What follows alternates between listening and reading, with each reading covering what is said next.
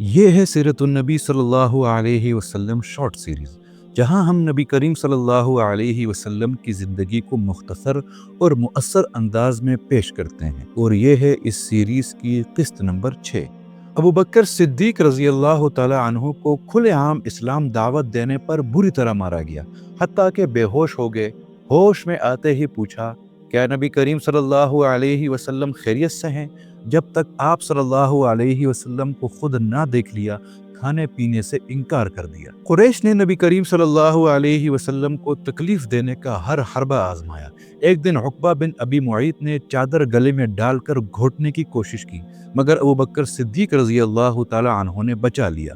ابو جہل سب سے بڑا دشمن تھا، لوگوں کو آپ کی بے عزتی پر اکساتا، مگر اللہ ہر بار اپنے نبی کی حفاظت فرماتے۔ یہ ظلم و ستم صحابہ کرام کے ایمان کو متزلزل نہ کر سکا، بلکہ ان کی استقامت تاریخ میں سنہرے حروف میں رقم ہو گئی۔ نبی کریم صلی اللہ علیہ وسلم اپنی دعوتی مصروفیات کے باوجود گھریلو ذمہ داریوں سے غافل نہ تھے۔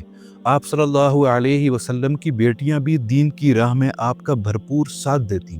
زینب رضی اللہ تعالی عنہا ہمیشہ آپ کی خبرگیری کرتی اور کافروں کی ایذا رسانیوں کے بعد آپ صلی اللہ علیہ وسلم کی دلجوئی کیا کرتی تھی۔ ایک دن مشرکین نے آپ صلی اللہ علیہ وسلم کو گلیوں میں ستایا، چہرہ مبارک خاک آلودہ کر دیا۔ تب زینب رضی اللہ تعالی عنہا پانی لے کر آئیں اور آپ صلی اللہ علیہ وسلم کا چہرہ دھویا۔ اسی طرح فاطمہ رضی اللہ تعالی عنہا بھی بچپن سے اپنے والد کا دفاع کرتی رہیں۔ جب کفار نے مسجد الحرام میں سجدے کے دوران آپ صلی اللہ علیہ وسلم پر اونٹ کی اوجڑی ڈال دی تو فاطمہ رضی اللہ تعالی عنہا روتے ہوئے آئیں اور صفائی کی۔ نبی اکرم صلی اللہ علیہ وسلم کے صاحبزادے قاسم اور عبداللہ کم عمری میں وفات پا گئے۔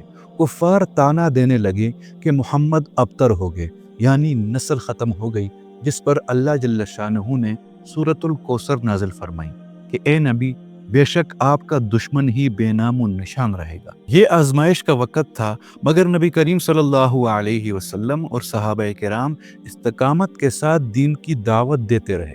دار ارقم پہلا مرکز اسلام بنا، جہاں قرآن سیکھا اور سکھایا جاتا، وحی مسلمانوں کا حوصلہ بڑھاتی اور ہر سازش کا جواب بنتی۔ یہی وہ بنیاد تھی جس پر ایک نئی امت تشکیل پائی اور دین اسلام پوری دنیا میں پھیل گیا۔